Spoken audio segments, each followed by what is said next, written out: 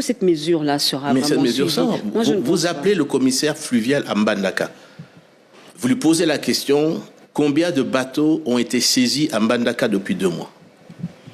Je peux vous dire, il n'y a pas moins d'une 50aine. Mais on les Pour un saisit temps. parce qu'ils n'ont pas de gilet. Parce qu'ils sont surchargés. Oui. Surchargés. Vous voyez des bateaux dont la coque arrive quasiment à 15 cm du niveau de l'eau. J'ai des vidéos là-dessus. Vous voyez des coques et des personnes qui sont, je veux dire, à proximité et pourraient tomber dans l'eau. Mais ça, ces bateaux sont saisis et les capitaines sont interpellés au niveau du parquet. Il y a des bateaux, mais il y a des barges qui sont... Je parle également des barges. Je parle surtout des barges là-dessus. Il y a énormément de personnes qui... Faites votre enquête, on va vous dire aujourd'hui qu'il n'y a pas de tolérance à ce Il n'y a niveau-là. pas de tolérance, certes, mais il y a aussi beaucoup de colère parce que les gens se disent du jour au lendemain imposer ce genre de décision, Alors, notamment pour les gilets. Non, je comprends que la sécurité soit un problème, mais imposer des gilets sans importer ces gilets, ça peut poser problème pour ceux qui ont toujours vécu de ça et qui ne vivent que de ça. Oui, mais il faut savoir ce qu'on veut. Pour moi, la vie humaine, même une personne, ça fait beaucoup. Alors, les personnes, effectivement, disent oui, mais on n'est pas prêt. Mais le jour qu'un bateau encore va sombrer et qu'il va y avoir des morts, on va reprocher à qui? Mais au ministre du Transport. Voilà. Donc, il n'y a pas il y a tolérance zéro. Ça doit être appliqué et pour tout le monde. Mais vraiment pour tout le monde. Mais le ministère des Transports s'organise pour qu'il y ait plus de gilets, pour qu'il y ait plus de mise à niveau de toutes ces barges, de tous ces bateaux. Ils doivent avoir des assurances, le contrôle de ces embarcations techniquement doivent avoir lieu, les surcharges également sont interdites et le port du gilet est vraiment primordial là-dessus. Parlons de la route, le permis de conduire. Enfin, alors, c'est quoi? C'est le privé qui œuvre pour l'État, c'est un véritable permis de conduire. Et première question, je commence là. Pour avoir le permis, il faut passer l'examen. Oui. Vous l'avez passé, vous? Oui, je l'ai passé. Vous avez passé quel examen? Ça s'est passé comment? Parce qu'on voit le vice-premier ministre recevoir son permis, oui, mais on ne le voit pas prendre des cours. Mais attendez, Ou passer l'examen. est-ce que vous savez quel âge j'ai commencé à conduire, j'avais 18 ans. Comme beaucoup d'automobilistes aujourd'hui. Oui, et pour vous dire, j'ai passé mon permis d'abord en Belgique. Oui, d'accord, Comme mais tout le monde, aujourd'hui, tu là, pour avoir le permis Là-dessus, congolais, vous avez passé le permis? Alors, je vais vous expliquer. Là-dessus, j'ai passé le permis et il y avait, je crois, 15 caméras là, en face, lorsque je passais le permis. J'étais devant la tablette et je répondais aux 20 questions à choix multiples. Ah. Et j'ai eu 18 sur 20. Parce que, d'ailleurs, il y a une caméra qui est venue et qui a... C'est limite, hein. Normalement, c'est... Oui. il faut 60%, il faut 12. Oui, il faut 12. Là-dessus. Et une caméra est venue, elle peut témoigner. Il y a les images là-dessus. Ensuite, des images aussi où j'ai fait le test pratique. Là-dessus. Avec l'auto. Avec un examinateur. Et vous savez que dans tous ces véhicules, il y a une caméra qui est mise pour justement qu'on évite qu'il puisse y avoir de la complaisance. Okay. Donc, il y a des images qui existent où j'ai passé, je veux dire, le permis et également le test pratique. Ça va tenir, ça. Regardez le nombre de demandes. Mais vous savez, j'ai comme l'impression que nombre de demandes. Surtout le nombre de voitures, le nombre d'examinateurs. C'est l'expérience vécue, au fait, qui nous Oui, font... mais je peux vous dire, aujourd'hui, nous avons un permis qui est biométrique, avec puce là-dessus. Et je sais qu'aujourd'hui et que demain, il y a toute une série de permis qui vont sortir. C'est-à-dire des cartes qui vont être remises à des personnes qui ont passé leur permis hier, avant-hier. Combien d'examinateurs avez-vous mis dans le... Là-dessus, à un seul endroit. Ça se passe à un seul endroit. S'il vous plaît, monsieur Willy. Ça a été lancé le 25 novembre. On a pris quand même le soin de vérifier que tout le système se passe bien. Et je peux vous dire que tout le système se passe bien. C'est-à-dire, vous prenez votre formulaire pour passer le permis auprès d'une banque, ici de la place. Vous payez là-dessus pour avoir le formulaire. Vous allez ensuite dans un centre, notamment pour l'instant, il y a le centre de l'eau. Mais nous avons le centre également qui va s'ouvrir là, d'ici la semaine prochaine au niveau de Il y aura l'ITO. d'autres centres. Il y a 2 autres centres qui Dans sont tous déjà les pays. constitués, oui, Voilà. qui sont là. Déjà, ici à Kinshasa, nous allons étendre ça. Ils existent, ils vont être ouverts. Et à l'intérieur du pays, il y a plusieurs villes qui sont déjà prêtes, c'est-à-dire Matadi, Lubumbashi, Goma, Kisangani, et alors, et également, enfin, je peux les citer également, c'est tous les territoires, les provinces d'abord, les chefs-lieux vont avoir leur centre. Nous sommes en contact avec les gouverneurs qui nous ont trouvé, je vois, des installations pour mettre tous les équipements qui existent déjà. Donc, c'est très simple. Vous y allez, vous êtes devant une tablette, vous vous inscrivez, vous mettez vos empreintes digitales, on vous fait la photo, vous allez devant une tablette, sur une table, et vous avez une dizaine de minutes maximum, 7 minutes, je crois, pour faire répondre aux 20 questions. À part le côté financier que ça va rapporter, parce que c'est de l'argent, quel est l'objectif que vous poursuivez en mettant en circulation le nouveau permis? Mais est-ce que vous imaginez qu'on n'a pas de permis de conduire dans notre pays depuis 2017? Est-ce que vous trouvez ça normal? Est-ce que vous savez que, et peut-être vous voyagez beaucoup, lorsque vous allez louer une voiture, que vous présentez le permis congolais, on vous dit que non, ce n'est pas valable. Il est expiré. Il est expiré. Et rien que pour cela. Et ici, le permis de conduire, c'est pour arriver que les usagers de la route, nous parlions tous le même langage. Ouais. Et ce qui n'est pas souvent le cas, puisque il n'y avait pas, je veux dire, de code, il n'y avait pas de passation, je veux dire, du permis, de questionnaire, 820 questions qu'il y a, à choix multiples. Mais il faut aller sur le site de la CONADEP.cd et vous pouvez vous entraîner à pouvoir lire ces questions et à pouvoir obtenir des réponses sur ces questions. C'est une manière de commencer à former, je veux dire, les usagers de la route. Oui. À être conscient que sur une route, c'est pas la jungle où vous pouvez circuler comme vous voulez. Non, il y a des règles. Et ces règles-là sont là. Je sais, par exemple, une des sociétés me disait aujourd'hui de transport de poids lourds que sur 10 chauffeurs de poids lourds de cette société, 9 ont raté le permis.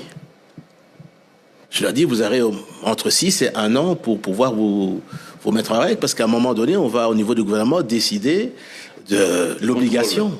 De l'obligation C'est grave, hein, du port de permis. 90%. Alors, moi, ma question. Dans une c'est- société, hein. Oui, Vous parlez non, de on est celle-là, d'accord, oui. on est d'accord. Mais on sait comment ça a marché. Parce que lors du précédent permis, Oui. en 2000, je crois que c'est 2012, 2010, j'ai passé le permis aussi. D'accord. J'ai passé l'épreuve théorique et j'ai passé l'épreuve. J'avais le permis, vous savez. J'ai passé le théorique et j'ai passé la pratique. Mais c'était la théorique sur leur ordinateur, je ne sais pas s'il y en a combien. Et la pratique, c'est sur mon véhicule. Est-ce qu'il y aura assez pour... Dans combien de temps ce sera obligatoire? non. Dans combien de temps il y aura le contrôle? Il faudra dans 10 ans, dans 20 ans, le temps que tout le monde... Le temps de prendre tout le monde. Avant l'année, ça va se multiplier très rapidement. Je pense que le test depuis le 25 novembre est bon là-dessus. Et toutes les questions qu'on a pu tester techniquement est bon. Et je vous dirais que... comment ça se passe? Vous passez votre permis théorique. Vous le réussissez. La machine directement à la base de données enregistre qu'effectivement, Monsieur X a réussi son théorique. Ensuite, vous passez le pratique, pas avec votre véhicule, avec le véhicule de la CONADEP, avec la société privée Autojuste. Non, pas votre véhicule. Votre véhicule, vous le laissez à l'extérieur. Et tous ces véhicules sont équipés de caméras pour justement vérifier en direct, au niveau des salles, que ce test passe normalement. Et vous avez un examinateur qui a une tablette aussi, qui vous fait faire une dizaine d'exercices et qui note avec sa tablette réussi, échoué, réussi, échoué, réussi, échoué. Dès que vous arrivez à la fin, le résultat directement va au niveau de la base de données. Et si les deux, et le théorique et le pratique, vous obtenez, vous réussissez, la machine directement enclenche l'impression du permis. Combien d'inspecteurs Moi, au total? Moi, je pense plutôt...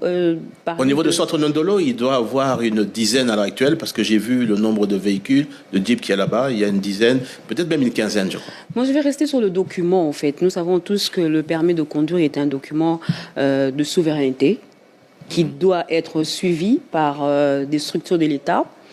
Par exemple, imprimé par l'Hôtel de Monnaie ou le Sénapi, qui le gouvernement a déjà injecté beaucoup de fonds. Pourquoi donner ça à un privé? Parce que notre souveraineté est mise à mal, je peux le dire ainsi.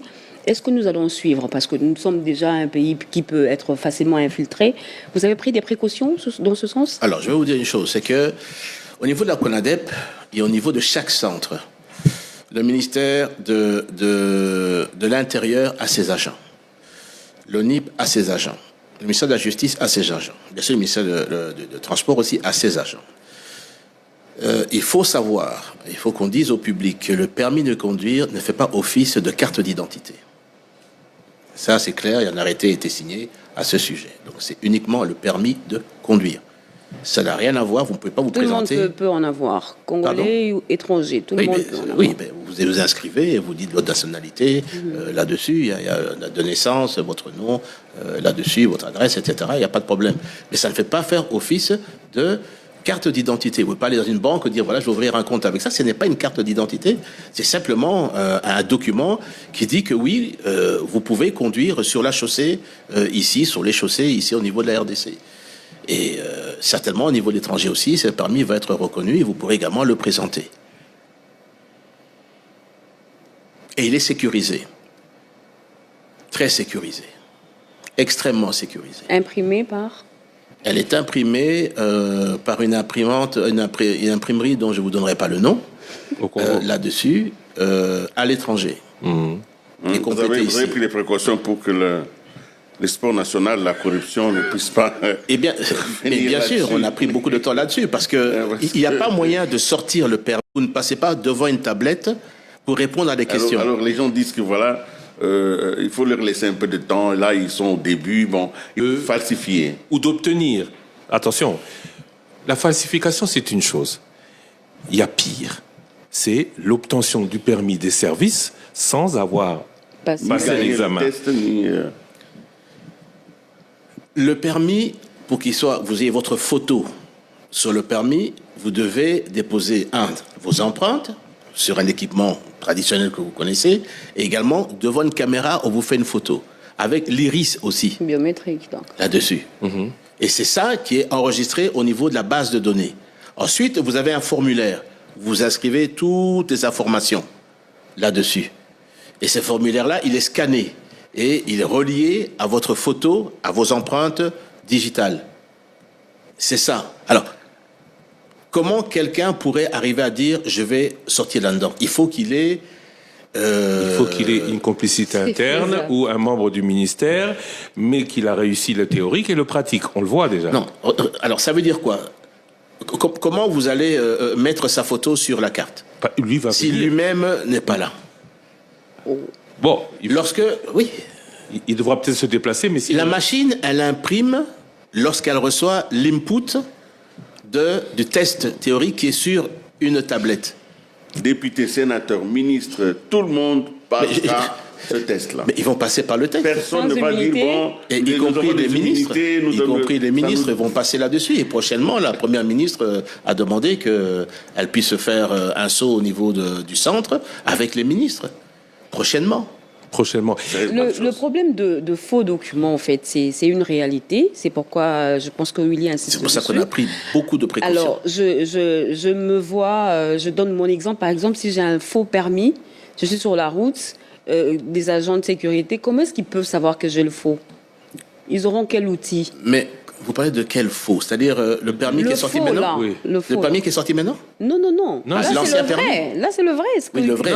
Ce qui est sorti maintenant, c'est le vrai. J'insiste justement sur le cas de Willy. Mais alors, il serait comment le faux? Quand il dit que le sport national, il parle de faux, parce que dans quelques années, il y aura le faux. Et vous savez lorsque nous serons sur la chaussée, la police va être dotée de boîtiers qui sont déjà là, et lequel va permettre de pouvoir introduire la carte. Ouais. Les informations, ils vont le lire et pourront directement le voir. Et il y a des tests que seule la police connaît, qu'elle pourra directement identifier avec un équipement qu'elle va avoir, très simple. Elle pourra toucher et directement voir si ce permis est vrai ou faux. Je vous dis, il y a 22 signes de sécurité dans ce permis. D'accord. Ce permis de conduire, c'est une solution pour lutter contre les embouteillages? On limite le nombre de personnes qui circulent en voiture ou vous avez d'autres solutions pour lutter contre les embouteillages? Alors, Les embouteillages, c'est bien qu'on en parle parce que ce moment, c'est un peu la psychose. Mais c'est comme si aujourd'hui, parce que le gouvernement, à travers le ministère des Transports, a eu des instructions pour pouvoir prendre des mesures, pour pouvoir trouver des solutions pour rendre le trafic beaucoup plus fluide, qu'on oublie d'où on vient là-dessus. Je vais vous dire que les embouteillages, la réussite des embouteillages repose sur, pour moi, 4 piliers. C'est pas simplement une affaire, je veux dire, du ministère des Transports. C'est d'abord, le travail de régulation qui se fait au niveau de la police, y compris la police de roulage, là-dessus. Permettre la fluidité dans les carrefours, permettre, je veux dire, le passage afin de diminuer, je veux dire, les embouteillages, premièrement. Deuxièmement, au niveau des embouteillages, ce sont les infrastructures. Aujourd'hui, je peux vous dire que autour du boulevard, il y a 19 avenues. 19 avenues qui sont impraticables. Et surtout lorsqu'il pleut, parce que vous ne voyez pas les trous lorsque vous êtes sur les flaques là-dessus, les gens ne préfèrent ne pas le prendre. Les chefs de l'État donnent des instructions encore la semaine passée là-dessus, directement au Minéta, aux infrastructures. Il y a 19 avenues qui ont été sélectionnées, qui ont vraiment des sérieux problèmes et qui font que les personnes, au lieu de prendre les artères là-dessus, à côté, Bokassa, Ouangeta, Tombalbaye, Kassaye, Tombalbaye, Huilori, tout ça. Hein. Tout ça sont défoncés au UA2. Oui. Là-dessus, tout est défoncé. Le chef d'État donne des instructions claires et les travaux vont commencer à partir de demain. J'étais encore avec le Minéta aux infrastructures. Ils ont eu des réunions avec les différentes sociétés là-dessus. Les travaux vont commencer demain. Et ça va se faire jour et nuit. Ce sont les instructions du chef de l'État. À partir du moment où ces travaux vont se terminer, je pense dans une quinzaine de jours, peut-être maximum 1 mois là-dessus, vous allez voir une plus grande fluidité encore au niveau du trafic. Ça, c'est au niveau des infrastructures. Alors, nous avons également les usagers de la route. Alors, ça c'est le pire, parce que à la fois, on critique, mais ceux qui critiquent, c'est ceux qui violent eux-mêmes ce que nous mettons d'accord. On a mis, exemple, on a mis la bande dédiée. La bande dédiée, c'est la 4e bande lorsqu'il y a 3 bandes là-dessus. Mais qu'est-ce qui se passe? Et ce que moi-même j'ai vu, ce que nous vivons, c'est que lorsque, admettons, maintenant nous sommes le soir, à partir de 15h jusqu'à 21h. La bande dédiée, c'est-à-dire la bande de gauche, là-dessus, vous allez voir que certains vont le prendre, et à un moment donné, il y a 2 choses qui se passent. Vous avez quelqu'un qui est sur les 3 bandes de droite, qui décide, lui, de vouloir couper maintenant la route au lieu de continuer tout droit, d'enlever même les barrières qui sont là, et de pouvoir rentrer. Qu'est-ce qu'il fait? Lorsqu'il s'arrête pour essayer de tourner, d'abord, il crée un embouteillage derrière lui. Tout se freine, parce que lui ne peut pas bouger. Mais lorsqu'il s'engage maintenant de l'autre côté, il bloque aussi les véhicules qui arrivent de face. Et généralement, c'est ça qui crée les embouteillages. Mais autre chose aussi, et ça, nous avons vécu ça, au lieu d'une bande dédiée, certains créent même 2 bandes là-dessus.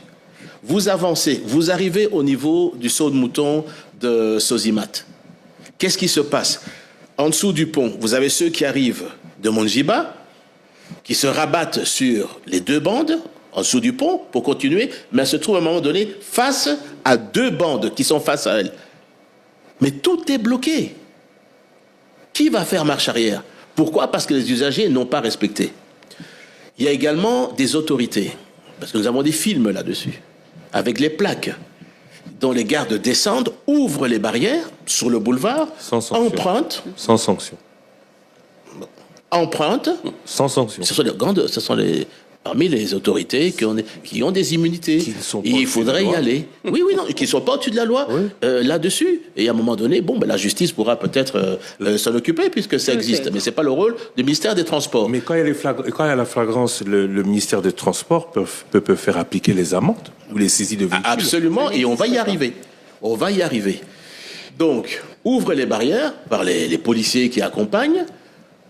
Grand Béant, lui, il passe, il règle son problème, mais il laisse les barrières comme ça. Ça veut dire que, bon, si les barrières sont ouvertes, les autres suivent. Tout le monde. Et ça vous crée également les embouteillages. Alors, le dernier, c'est le matériel. Vous avez vu que de plus en plus, des barrières sont en train d'être mises en place. Je crois que